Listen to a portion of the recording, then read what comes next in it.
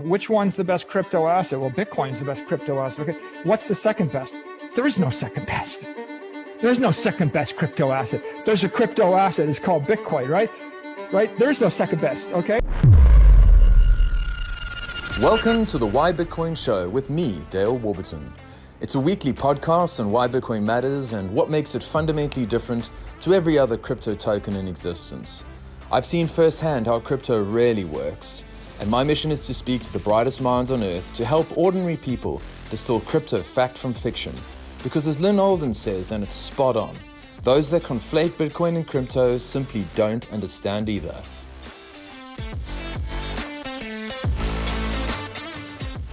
And we're live. I am super stoked to be chatting to the one and only Michael Dunworth. How's it going, man?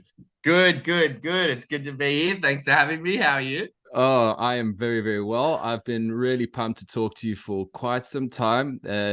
You are one of the most interesting fellas in this space, have got so many sort of diverse, unique views, and I'm really keen to try and unpack as much of that as we can, knowing, of course, that this is not the Sailor and Breedlove series, so we'll try and condense some of it if we can, but I think just for the sake of those listeners who perhaps aren't familiar with who you are, would you mind just giving us sort of a 30,000 foot view of, you know, who you are and how you actually describe yourself? Because I also find that quite interesting. I find that it changes every time. I don't think I know myself well enough yet. I'm trying to figure that out, though. I really am. We all are, which is healthy. My journey started in 2012 or 2013. I first bought Bitcoin. I thought it was online gaming. I like gaming and playing video games, and I've always sort of liked Red Alert and Counter-Strike and whatever. This currency came out. There was some internet currency. I thought it sounded cool because I was like, oh, this is sick. So everyone will be able to, earn a currency or earn rewards in one game, and they port over. So the universe or the internet gets its own currency, which is kind of cool, like a country, right? And so I thought that was cool. I chucked in with someone, a group of us chucked in, and some dude went and bought some, and they were sitting on a private key that was a piece of paper that my mate was just holding or whatever for all of us. And then I moved to San Francisco in 2013, met my co-founder there. And that's sort of like literally the one-way ticket. Actors go to Hollywood, nerds go to San Francisco. Easiest way to think about it. You pack your bag and you go, come on, let's make something happen. Now, obviously, you can build a company. So obviously for entrepreneurship, right? Sorry, it was, tech guys, nerds go to San Francisco. So my goal was to build some sort of company, something cool. Didn't really know, met my co-founder there. We went ahead and basically thought that Bitcoin was pumping, and we were like, oh, damn, that's sick. We want to be able to spend it everywhere, and you couldn't. So we built a browser extension that allowed people to basically go to Zara, Amazon, Newegg, wherever it was, and you just click on the products you want with this browser extension.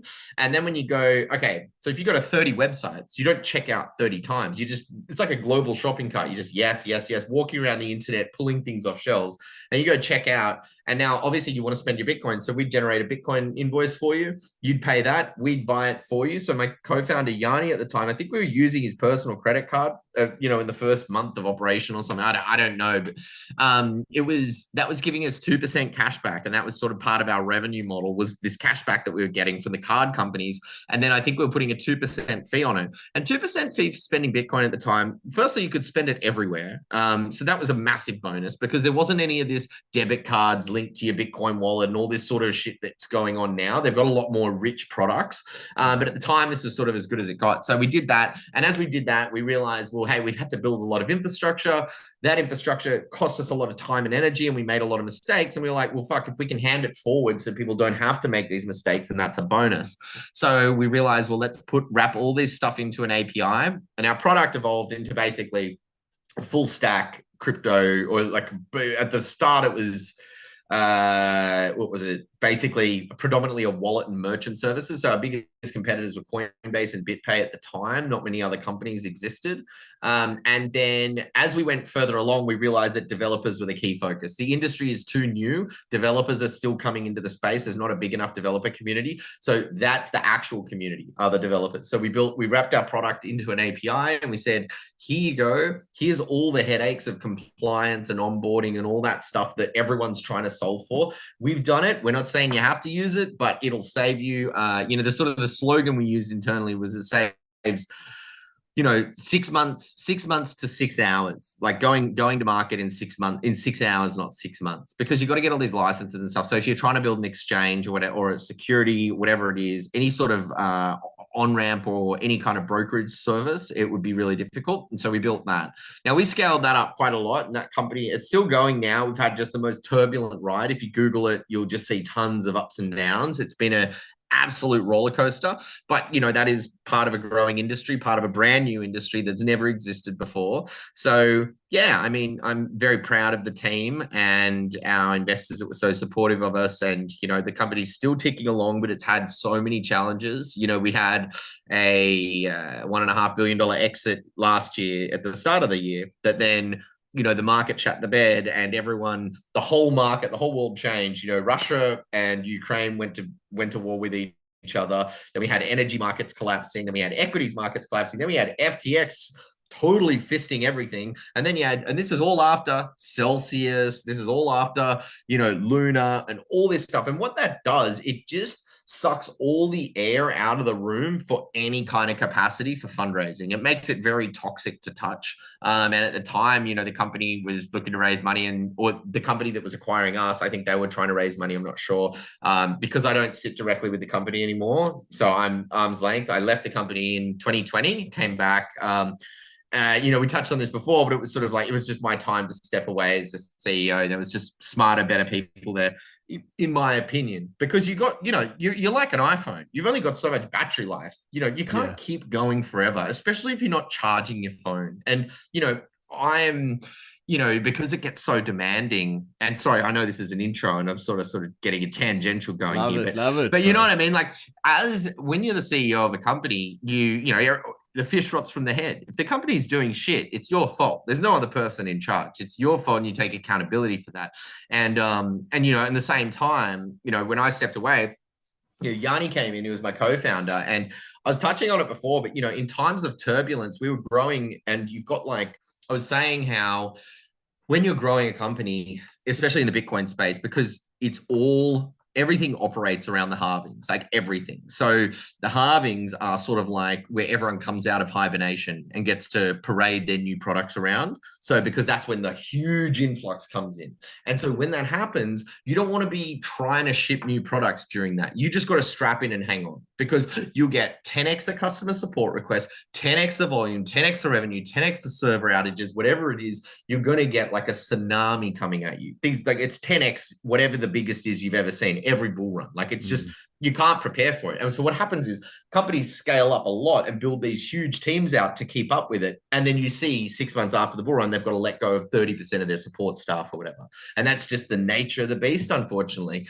But it is very seasonal like that. So that's my experience in the space. And since leaving Wyre, like on a day-to-day basis, I've just been focusing a lot more on, physical health. So trying to rebuild my brain and my body and stuff after burning myself out pretty badly. And then just supporting other people in the space that through investment or with my time or mentorship or whatever, just to help people just dodge bullets that they've, like, if I've made 100 billion mistakes, like, use it. You know what I mean? So if I'm talking to people, I'm like, trust me, dude, here's all the shit sandwiches I've eaten before, and here's the ones to avoid and how to avoid it. It's like, like, I think that helps, because it's like a lot of people, when you're building a company or you're in the space or whatever, the hardest thing for people to come to grips with is basically when you come into an industry, you need to figure out, you need to be the person that knows what he doesn't know the most. Basically, the person who knows what they don't know with the highest amount of accuracy. And that person knows the most about the whole space, always. So the person who knows everything they don't know, like, oh, I don't know about that, I don't know about it, it just basically is talking about hyper-focus, because they're so aware of their environment. They know all the variables that they're not certain about. And so I just think about like this space has just been such an incredible learning curve for me. I feel so fortunate to be like kind of in the middle of a really growing kind of thing. Do you know what I mean? Like it's like watching it unfold at the heart of it. It's just fascinating. Yeah. That's awesome, man. Yeah, that's a great intro. And that's something. I love it. And there's a lot to unpack there. I mean, the first thing I'd say is I can actually relate firsthand to the crypto winter impacting a company, directly that I was working for. So obviously and twice, this is the hilarious thing.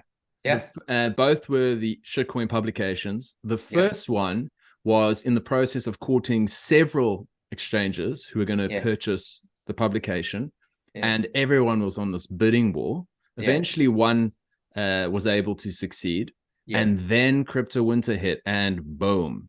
And that was the stories changed. It was June 21. Then my second experience in the shitcoin publication world, the Nine News decide that 2021, November 21, for the false top, the false double top. That was the time to start building a so-called Web3 business. And I'm putting that in inverted commas. Well, we know how that went. And so that's also gone fairly tits up too. So it's, and people have run away, advertisers run away. Initially, there was a swarm of interest, and then it was like crickets. So seeing that firsthand, and it's an exciting journey, no doubt, but tumultuous, and I can only imagine what it does to your mind. So definitely that's phenomenal. I think here's an interesting one that I was wanting to discuss today is, so you build a product that's designed to spend one's Bitcoin, if you like. Now, I think in the community, there seems to be, so I don't want to say division, but kind of two camps, broadly speaking. One is more about like, this is the fastest horse in the race, is store of value, digital gold. Let's just, take your fiat, chuck it in this and leave it for a long time. And the other one is like, let's spend it, use it as money. It's superior to, if you think of things like Visa and all that kind of stuff, cheaper fiat, Lightning. So kind of where do you land in that debate? That's a good question. That's a good question. That's a really good question. So look, I think any currency needs a circular economy, period. So that's a healthy thing. So the idea that people sort of live on Bitcoin from start to finish in every capacity, that is an economy that needs to exist and grow really aggressively. And so you've got really great people and companies that are supporting that growth, whether they are doing product reviews. So I think there's a product like Apollo, for example. All they do is, I think it's product reviews and strictly related to Bitcoin vendors or products, I believe. And I think that's something really powerful. So you've got now a lens of truth, or not a lens of truth, but some sort of authority that's helping rank products and keep tabs on things. So a circular economy, hugely important, and that should grow astronomically, and it will grow astronomically. Now, the premise, I think, of spending coins, when we first built the product, we were very, I would say, consciously immature about Bitcoin. And it was just it was an internet money.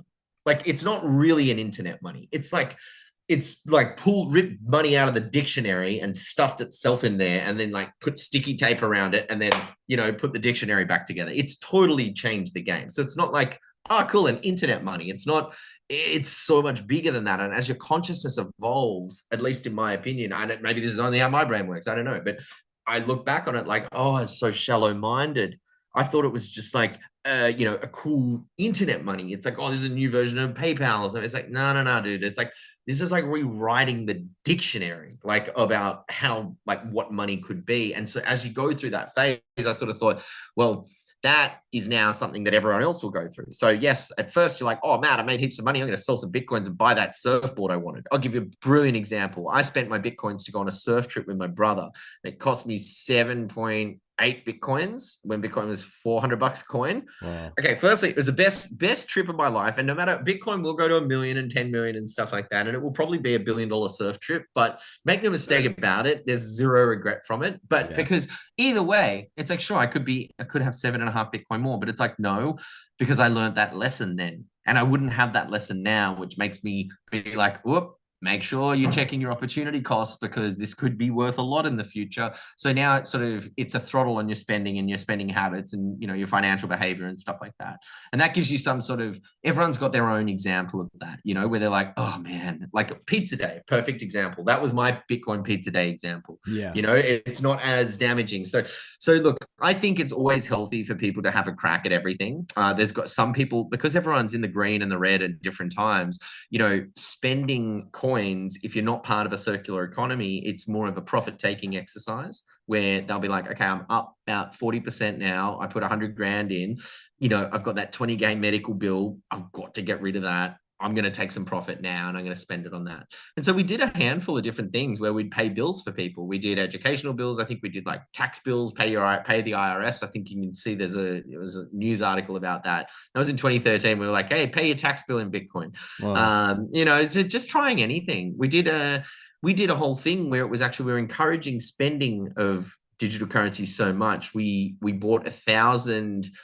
We actually custom made 1,000 tablets with Android tablets, basically with sticker signs for people's stores. It was called Integrate SF, and this was in 2014. And we basically went around. The goal was to make San Francisco the most Bitcoin-friendly city with the most people accepting Bitcoin. And so at the time when we started, it was like, we wanted to get 1,000. I think it was 1,000 new merchants.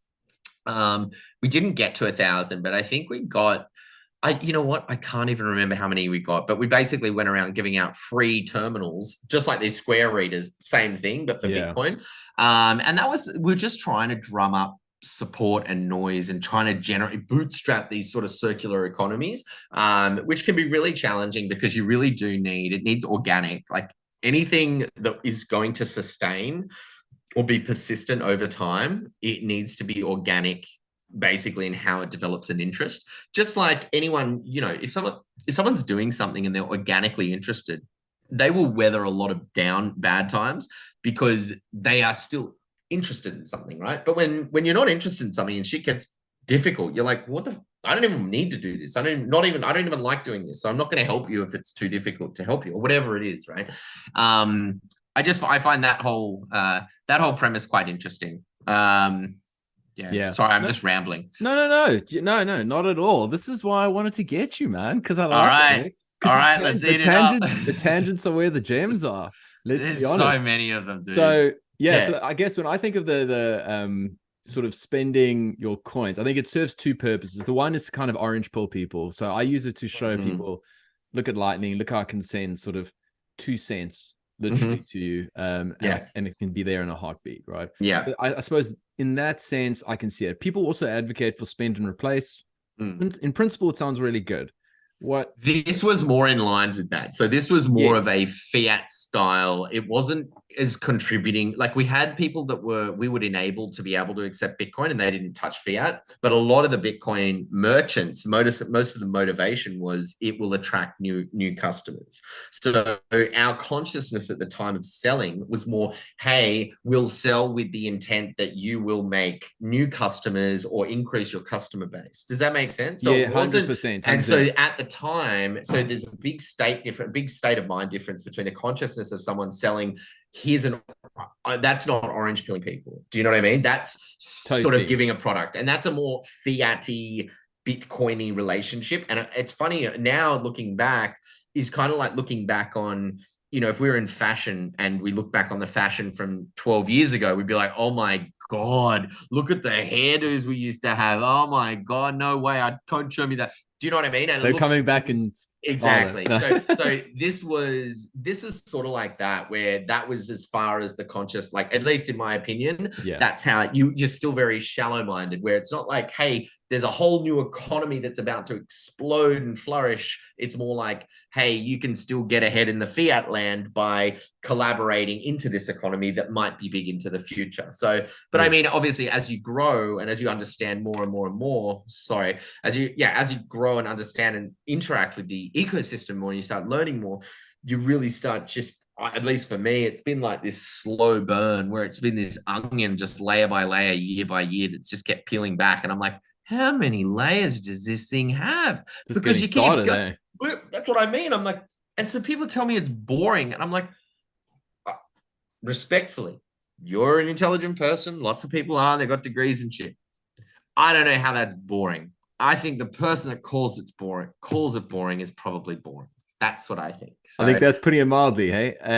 I think just to sort of touch on that point, where I get excited about Bitcoin in a sort of not necessarily in a spending capacity. When I think about remittances, so I always have in mind an avatar, and a specific chap who used to work for me. His name is Gift, absolute legend, Malawian, and that was in Cape Town, South Africa. And so what he used to send South African Rand, which is a comparatively strong currency, back home to Malawi.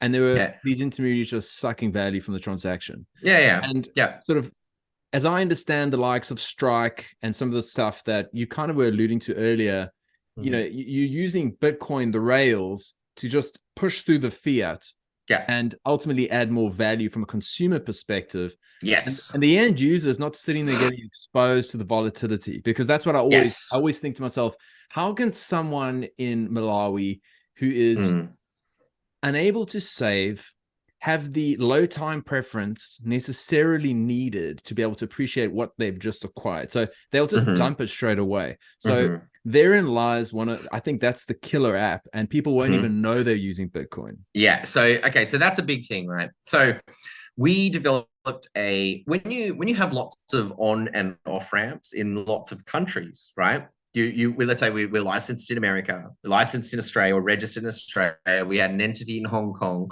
We had a bank account in the UK and EU, or whatever it was, right? You've got this footprint. Now, to send money between those, you can use Fed wires, which takes, it's usually a $25 transaction fee, like a flat fee. And then it usually takes anywhere between 1 day and 3 days, depending on the country. If you're sending it to China and Brazil, it can be 3 to 5 days, if not longer. And so obviously that's not as efficient as if we go, well, we've got heaps of Bitcoin liquidity. Why don't we just send you Bitcoin and you can sell it, and that tops up the treasury in that country? Because now I've just got to send you Bitcoin and you just do your local convert to fiat and put it in the bank account, and that's done. And that was 91 seconds instead of 5 days. So one of the things that we developed at Wyre was we connected all this and put it into an API. So we just said, where is it going from and whose bank account is it need to show up to? And so long as all the compliance checks out, we were like, great. And so we gave this to businesses, because businesses are the best people to use this. Because if I'm buying stock, so here's the thing, people say that, and no one's going to talk about this because most people don't know what they're talking about when it comes to this shit. So the value that you get from cross-border remittances in a blockchain, let's say a Bitcoin remittance system, the value doesn't come from not paying a $4 fee to do the transaction.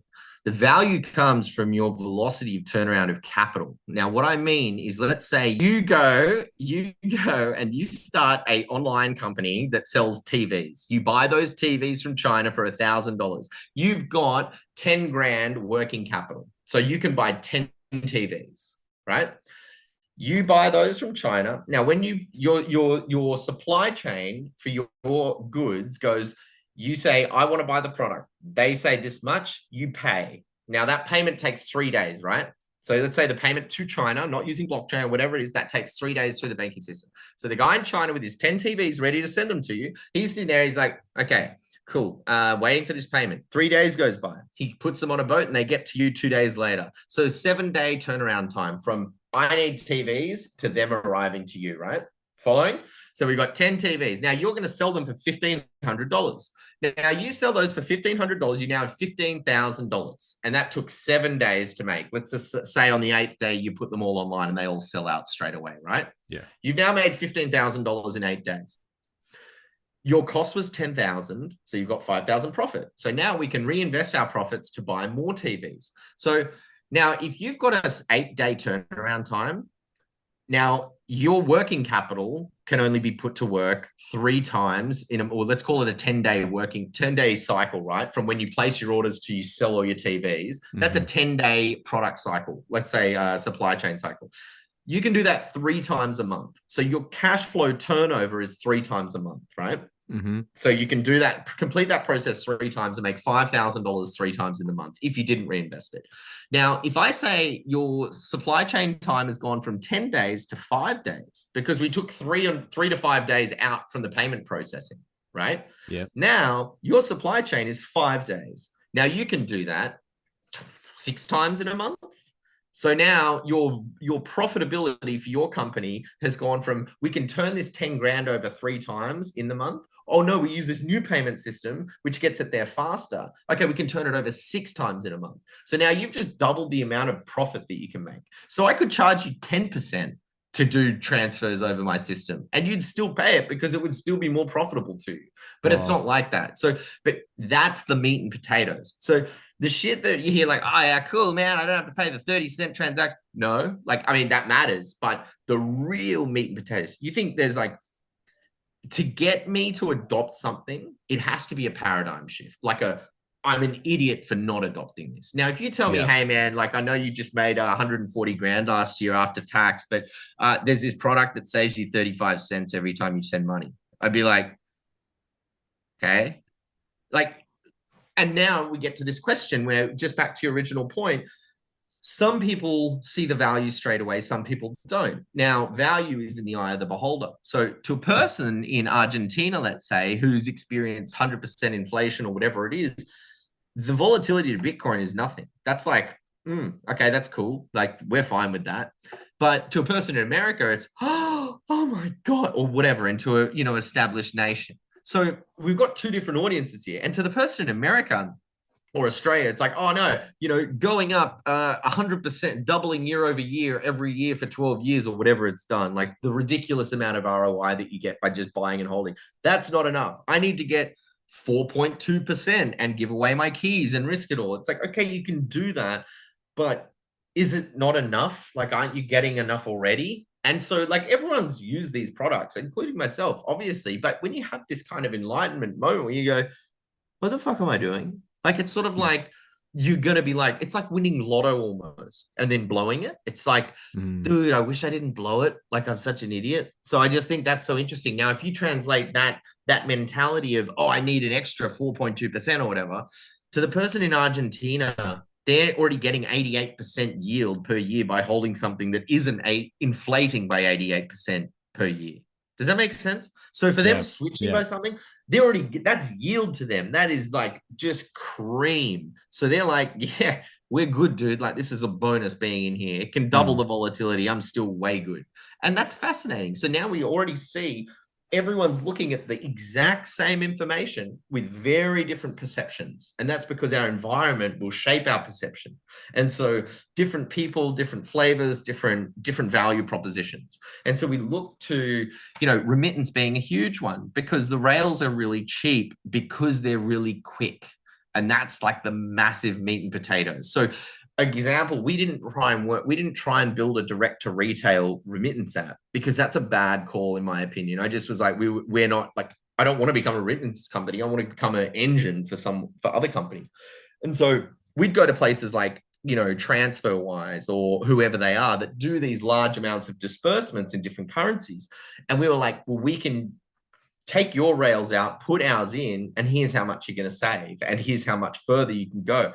Because remember, one of the biggest things in remittance, when I send money, and this is how all the remittance companies currently work, because they can't transfer the money in real time, they need 3 days or whatever. So you've got to have, the money takes 3 days to do treasury rebalancing. So if I've got money in Australia and we pay out lots of people in one day, we're going to need to top that up with AUD so we can pay people out tomorrow.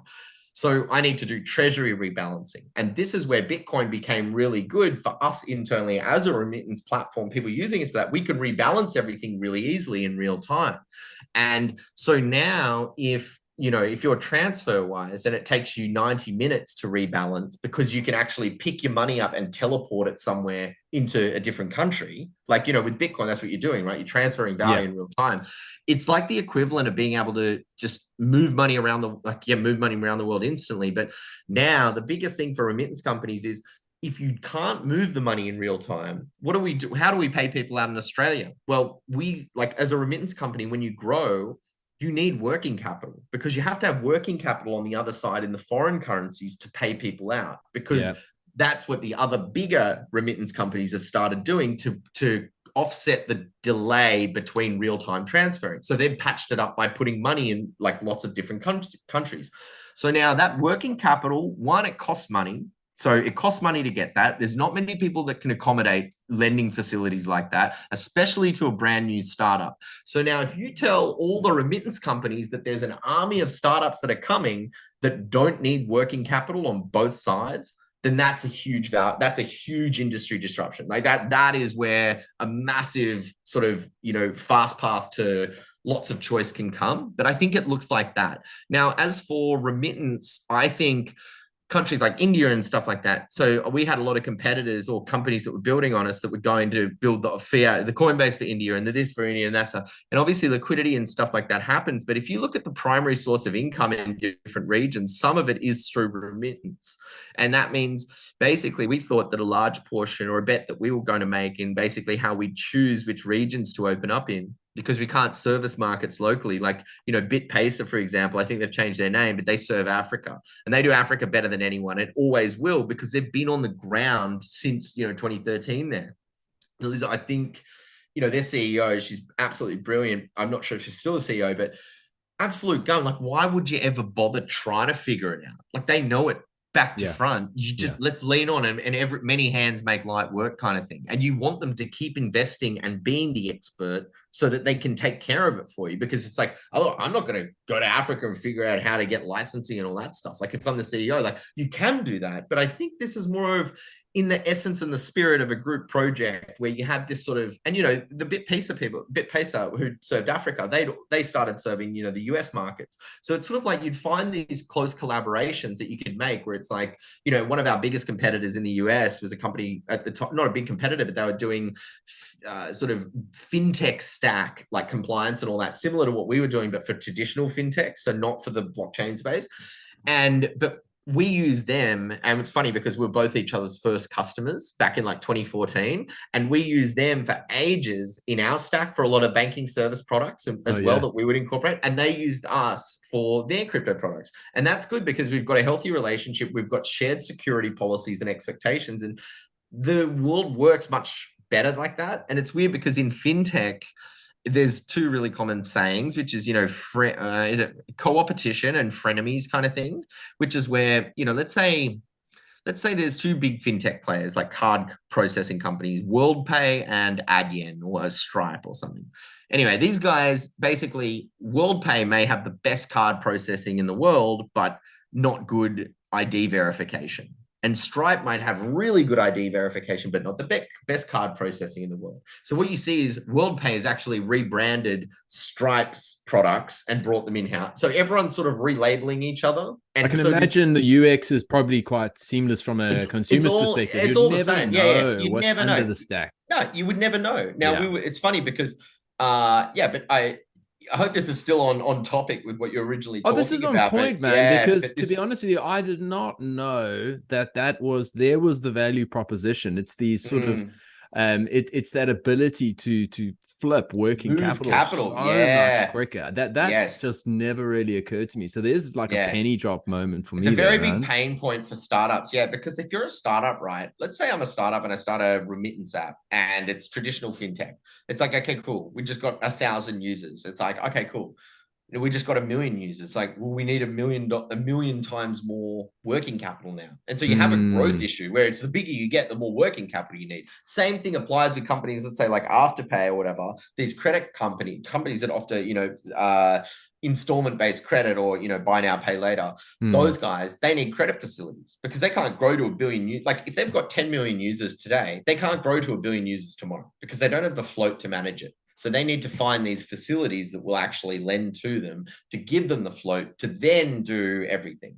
And so I think it's, that's something that's just quite interesting. I found the whole journey of learning about these mechanics, about how everything works was really interesting. But you know what, to be honest, they've done if you look at the traditional payment system, it hasn't really changed much since like literally since like the 70s or something, like the 80s, maybe. Like the SWIFT, the international payment system, is Oh, literally the yes. same one. And it's like, I mean, look, they've gotten pretty far with it. Like, I'll tell you what, it's like using a car for 40 years and it hasn't broken down. I mean, look, these guys have done pretty well with what I would call primitive technology compared to what we've got. And I know everyone bags it, but it's so easy to bag it. Like, you know, we could look at the Olympics and say, oh, look at that guy. Like the fastest 100-meter time at 1900 was like, you know, Yeah. 11.08. I would have smoked that. I could have won gold too. It's like, well, your consciousness is much higher now. And back then it wasn't as high and you probably wouldn't have been as high.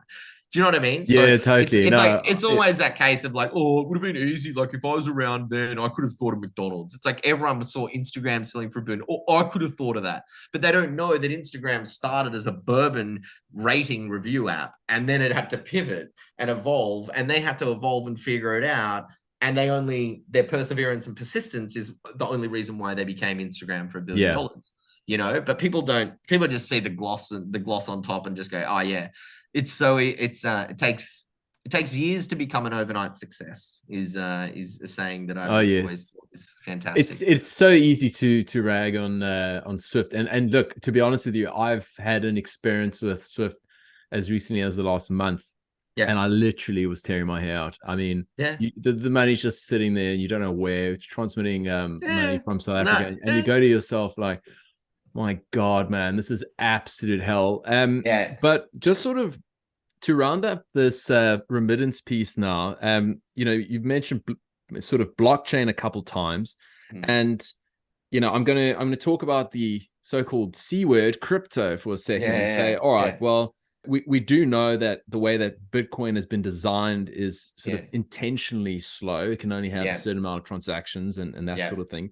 You know, the likes of Tron is like lightning, and you know, because that's its sort of claim to fame, and it's, as far as I can tell, it's kind of a race to the bottom in terms of who can be the fastest, and has nothing to do with security. I guess you would have in your company employed that technology. I mean, would you have used Bitcoin over, let's say, pick any of the other cryptocurrencies, or how did you guys select which blockchain to use for specific regions even? Yeah, it's funny because Bitcoin got 98% of the volume because nothing else had enough liquidity, not even close. So it was just a no-brainer. The only reason the other products, and we didn't put any other crypto. It was Bitcoin was sort of, I think, 99.99% of our volume. We listed Doge in 2014 as a laugh. We thought that was pretty good. There was like Bitcoin at the time, because firstly, most other cryptos didn't exist. Nothing existed but Bitcoin for the most part. And nothing was liquid enough. Like, just because we were big, like we worked with all the players from Amazon, all the PSPs, because we're not going to businesses, we're going to the businesses that power all the businesses. So we were doing, like, I mean, in terms of volume, I don't think any company in the world has done nearly as close as us. Like, we would have done close to $100 billion in payments, I would say. And that's in the cross-border kind of component, because here's another great example. Actually, I'll just skip that. Sorry, what was the original question? I didn't want to get too tangenty. No. Crypto, Bitcoin shit. I'll tell you the whole thing. Okay. So firstly, most of them don't have the value. Now, I will say DAI, which was made by MakerDAO, we thought that was probably the best implementation we'd seen of a stable coin at the time.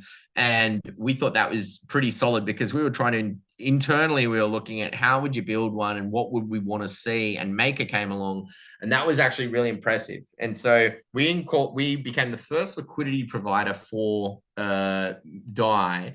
And that was actually, I think, the first altcoin that we brought on after the fact. So everyone was integrating all these altcoins, and we'd sort of had a pretty boring selection, because we were predominantly with international currencies, so more fiat, because most people were going fiat to fiat using Bitcoin, but not knowing they were using Bitcoin. So it's like, if your payment providers are remittance platforms, they're trying to figure out how to go AUD to, BRL in Brazil or whatever. Yeah. Now, the biggest problem with all the crypto stuff, and this is always very internally, we had discussions, was there's integrating a trading pair where, once every 4 years, you'll get all these people, like you see people integrating Pepe today, right? Pepe trading coin. Now, cool, I get it. Gemini integrated it. I maybe Coinbase did. I don't know. CoinJar did in Australia, and people do that because it makes money. That's it. Like, it's a revenue generating exercise. People want to trade it. There's volume to be had. There's maker and taker fees there. They're going to integrate it. Now, here comes the curveball: is that I usually got, I found it problematic is when they would want, these chains would come along and basically say, because Wyre's got a big distribution, right? So they come, hey, can you please integrate our chain? So can you give us, we'll give you all this money if you change your rails. So we got offered lots of money by different chains to pull the Bitcoin rails out and put in their rails. And we said basically, one, they don't have the liquidity, and then they'd offer us tokens to make markets for them as well. Yeah. But they didn't have the liquidity. And two, they would give us, they would offer, payments to use it, but it was just never reliable enough, because it was like, well, if the payments stop and they turn off, like, we've just now spent 3 years using this new rail that doesn't have the certainty that Bitcoin had. So we were like, we could do that, but it might be a poison apple. And so we were kind of reluctant. And so now we had these chains that now wanted to be integrated into our service just for buying and selling. All that shit, look, I get it, and it's exciting, and there's revenue to be made. But when you integrate a chain, now you need 2 engineers watching it at all times. Now it becomes more money that you have to hold of other people's. And now the chain security is in question, and that questions your attack vectors and as an exchange or an infrastructure. Basically, it's just never worth it. It's far too seasonal. You need to think 2 to 3 bull runs ahead, or 2 to 3 halvings ahead, and plot a course like that. Because when you go, it's just shiny objects. And we saw a lot of companies that were built on Wyre that would just go to the shiny object, whatever the flavor of the month is. And I get survival and revenue. I get it, because you have to make those negotiations internally. But at the same time, you just got to be mindful. What is it worth to me today, and how much will it be worth in 3 years to me? And so to our company, and is it in line with our core product stack? Like, look, 90% of the people that were doing Web3 products last year probably have an AI startup now.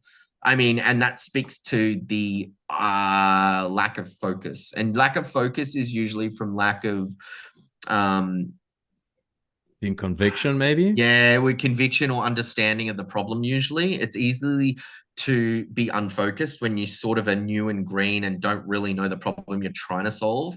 And that's okay, because it is a new space. I'll give you an example. Like, I just think people get so excited, they dive in head first, but that's good and that's awesome, because you want to be enthusiastic, but at the same time you can be very susceptible and overwhelmed. It's like going to a kid in a candy store. For a developer going into this space, it is like a kid in a candy. It's like, oh my God, I could do this, I could redo that. Like, everything can be rebuilt on this new kind of new infrastructure in a way. And so people get overwhelmed. And we'd always say, like, because Wyre's architecture is very extensible, it was like, when people came to us and we were like, oh, you can do everything with us, it was almost paralyzing. So we'd have to find very key focus points for our developer community to stay on their target. So what we'd do is, like, day 0, day 90, and a day 180. Let's say you and I, you're a developer and you're like, hey, I want to integrate on and off ramps into my custody service. And we're like, okay, cool.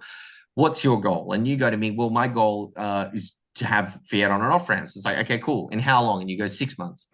Now, we need to be more specific than that, because if we want you to be happy as a person and a developer using our product, we need to know what happy looks like, success. And that means you now have to define success.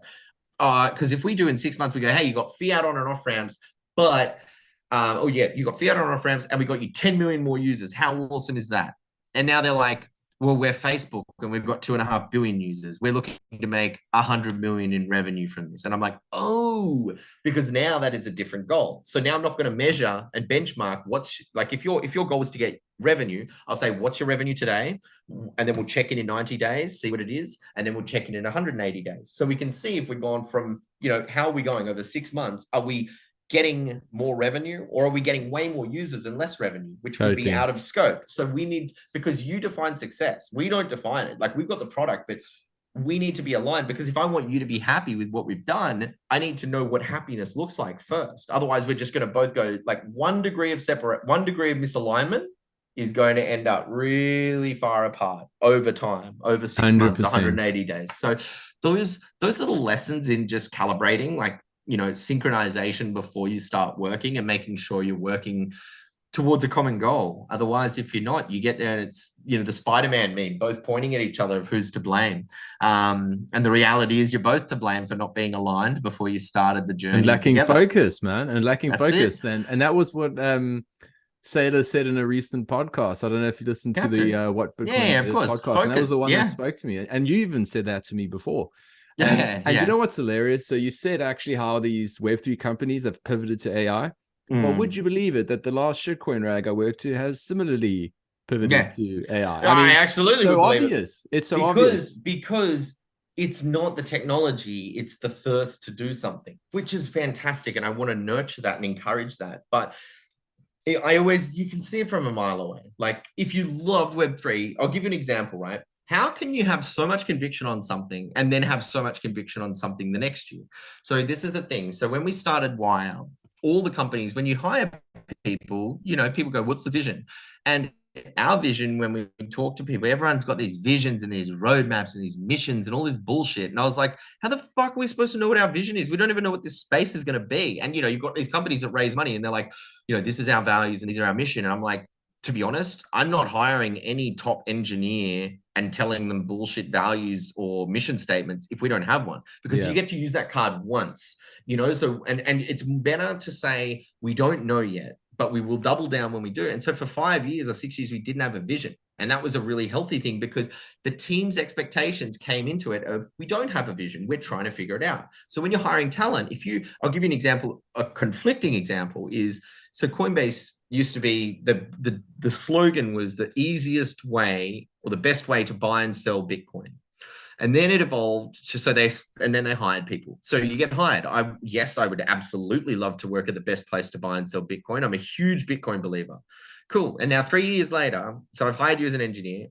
And now the mission is not the best way to buy and sell Bitcoin. It's the best way to buy and sell digital currencies. Now, I'm not saying that's right or wrong. I'm not saying anything like that. All I'm saying is it's different. So the person that liked the first one might not like that slogan. So, hey, I came here to be working at the place that was the best place to buy and sell Bitcoin.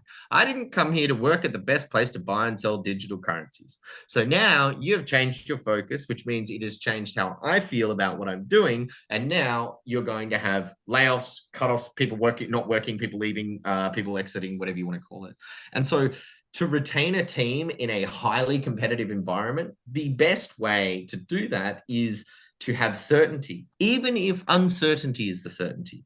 But having certainty in the uncertainty is still fine. But what an interesting way to think about it. That is so unique because so many companies would kind of go, here's our vision.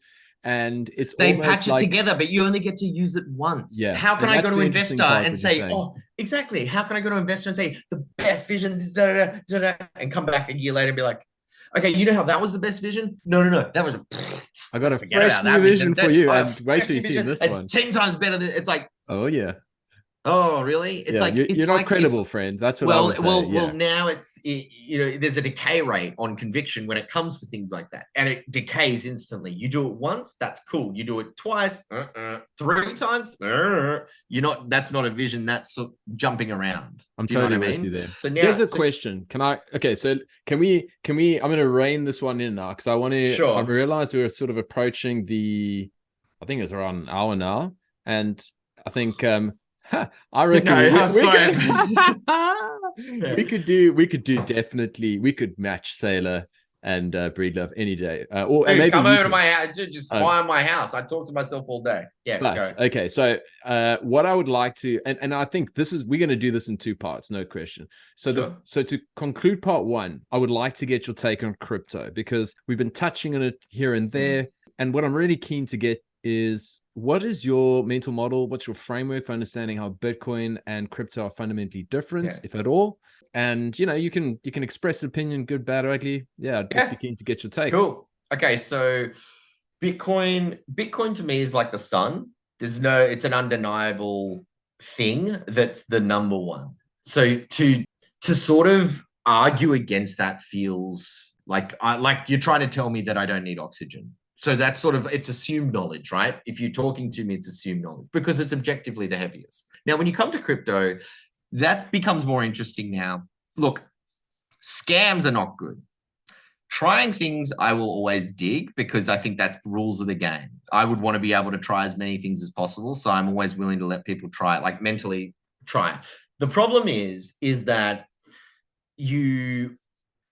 people think they know more than they do, including me, including you. We all think we do. So when you see these people that say, let's say, proof of stake is the best thing ever, objectively, it's not. There's a truth to that. It is not. And now you have these people that want to argue it, but it's so poisonous because everyone's bags are just misaligned. You have more currencies, you have more misalignment. So the reason why I don't think crypto can be successful is because you're trying to find consensus at scale. Now, to find consensus on anything at scale, you need two things. You need either a really, really aligned community, or you need a very low scope of what you are trying to govern or have consensus on. Bitcoin has a very small scope of shit that doesn't change, and everything else is fine. But if you're trying to vote on something that has 70 features, or you're trying to make decisions on something with 70 features, you've got no chance of finding organization amongst everyone. Here's a better way of putting it. Imagine a machine that only did one thing that had 10,000 engineers working on it. Do you think that thing is going to do that one thing better than everyone? Most likely it is. If it's got the most engineers working on it and it only does one thing, the brain power is concentrated on one thing the whole time. Focus. Remember, focus is not what we do. It's what we say no to doing. Yep. So now think of Ethereum. If Ethereum was a machine, for example, and people are like, oh, Ethereum's got a way bigger developer community. Sure, it does. But pound for pound, it doesn't. Feature for feature, no way. You've got 10,000 features and you've got 100,000 developers. That's 10 developers per feature. Now, if I've got 10,000 developers, but I got one feature, that is a battle-tested, ironclad, not going anywhere thing. So I think crypto is kind of like the stuff, almost like the fiat system digitized on a blockchain. And it's very consumerism driven, and it sort of preys into that. As where Bitcoin feels a lot more religious in a way, where it's sort of like the essence of the whole environment of digital information. Like if I could call it a universe, yeah, I'd say that. Like if you look at Earth, right? Earth's got roller coasters. Like if you're a human being, Earth's way more fun to play around on because it's not going to, like you don't die by sitting on you die by sitting on the sun. If you're on Earth, there's tons of shit to do. You can climb bridges, you can jump off rocks, you can go for a swim, see animals. There's lots of shit to do. It's not boring, but it's second. Like the Earth doesn't exist without the sun. So when you look at Bitcoin, for example, Bitcoin's very boring, but you know, if you like the heaviest source of energy, which is traditionally in history, we've always praised to the highest source of energy because we have an unbound respect for it because we can't control it. So it's always the sun is bigger than us, so we respect it. And our bodies tell us to respect it because of how much advantages we get as a body by exposing ourselves to the sun. It says, oi, this thing's mad. We love it. Start worshiping it. Look at the sun, get sun on your skin, get sun on your balls, whatever the fuck's going on. Do you know what I mean though? But that's the thing, like it, and our bodies are organically worshiping it. So look, the TLDR is that I always welcome experimentation, but most of them are scams, period. There's just like, and I mean scams as in, you know, if you are paying me liquidity benefits, where are you getting the money from? And then you say, oh, well, we raise money from here. Okay, no worries. And I've invested in companies that I think have rad tech that are in that ecosystem. Because what I believe is that all the token model stuff will flush out and the tech will remain. And you'll have people that bring these tech, which is all the tech is, it's nothing. It's junk. All it is different ways of signing cryptographic signatures. So for me, I see these different engine rooms that will probably eventually have to peg all their information to Bitcoin because Bitcoin will be the only unbreakable chain. And that means Bitcoin is like a PowerPoint that has got 1 million PowerPoints on it and everyone's plugging into it. And if you're not plugged into it, meaning you're not storing hashes on chain or whatever it is, having identifiers that link whatever you're saying to a certain block height, I think people are going to be left in the woods. I think something like IPFS is really amazing tech, though that's probably as far as I go in saying impressive tech next to Bitcoin. IPFS. Now, Filecoin is their token, and that token model is absolutely retarded. But IPFS is a protocol and a mechanism or a machine to store information. it's pretty persistent. And I think that is sort of in line with Bitcoin. And so to me, I see that as being, that'll be a long laster. I used to think MakerDAO would last a lot longer, but I just don't think, I think anything that changes too much scares me. And so now the moment people change anything, it's fine, but it's more like, you can't build something. If you're trying to build something that is going to be here in 100 years, you can't build something on people's whims today. It's got to be really like cryptographically just rock solid. Like we don't build a house on sand. We dig until we find the bedrock and then we build on it. You know, I've heard you kind of say like Bitcoin is peace in a sea of noise, and it's just 100%. This constant. It's just this constant TikTok next block predictability. Yes, that we really and it's the trustlessness. It's the fact that you're talking here about. The problem with a lot of crypto is the fact that there's humans involved. And, you know, my brain, I watch a lot of MMA, and my brain was immediately thinking, all right, so if I were to say Bitcoin is one fighter and Ethereum's another, if Bitcoin would be characterized as a guy who specializes in boxing and wrestling, two of the most effective techniques, and he's been training at the same gym with the same world-class trainer for the last 15, 20 years. Yes. The Ethereum guys, he's a young gun. He's tried a bit of Aikido and BJJ, and he's done a little boxing. And every time he changes camps, he goes from Brazil to Texas, and then he flies across to Japan. And so there isn't this consistency. Right. And so just to pause with that. So let's stop that guy right there. On his journey, as an observer of that journey, the first thing you think, there's two ways you can think about it. Wow, he must be going around the world collecting skills because each place has a different skill to collect. Or you might say, just like a person, if you look at their resume, oh, he's 6 months here, then 9 months there, or 11 months there, 1 year and 3 months there. That says to me there's probably an attitude problem or a relationship building problem of sorts. It doesn't mean that, the world is so hard done by, and everyone just keeps seeing you in a bad light. I don't think. I think it means there's probably some kind of dynamic that you think should be working that isn't in that environment. Like we're not reading the room correctly. Now, if you think about Ethereum and stuff like that, it's very much like that, where, hold on. And I'm not even going to literally write it down like a resume about the changes. Let's talk about this protocol like it's an identity, and let's see its jobs. This was its job then, and then that changed when they rewrote they basically forked off from the DAO hack. Yes. And then they changed the entire supply of it. The entire supply. We're going to burn the supply. Why? Because it's hard money and it's ultrasound money. It's like, guys, you're missing the essence of it. Burning the money is not the point. Knowing what the supply schedule is the point. So it's not because Bitcoin's got a fixed supply. That's what I mean. They think it's predictability that's it's really the deterministic and the predictability. Because if we look at risk, what is risk? By definition, risk is an unknown that we do not know.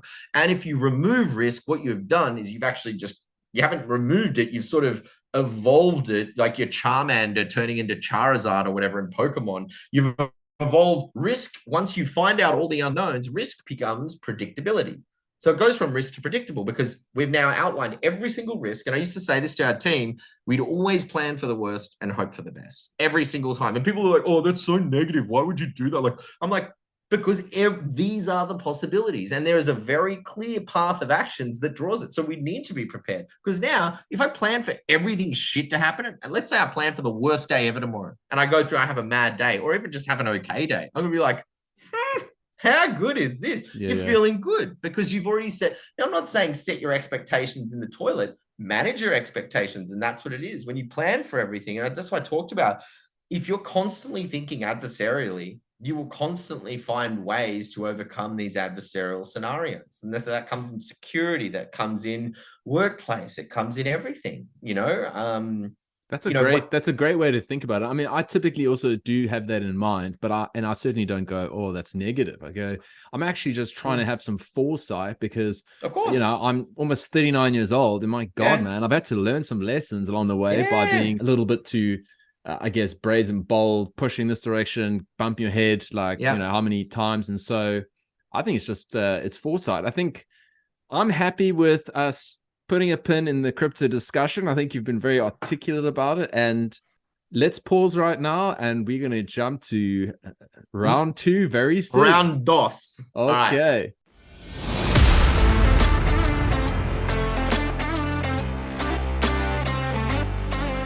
All right, so how'd you go with that? I hope you enjoyed it. I hope it made sense and that you got some value. If you have any feedback, good, bad, or ugly, or any questions, I'd really like to hear from you. Get in touch via Twitter at Dale21M for 21 million. And if you found the episode useful or valuable in any way, please consider subscribing, giving it a 5-star review, or otherwise just sharing it with a friend. I've said it before and I'll say it again. I'm not here to tell you what to invest in. I'm simply here to make sure that if you're going to invest in crypto outside of Bitcoin, that you do so with your eyes wide open. Much love, friends. Appreciate you all, and I'll see you again soon. Cheers.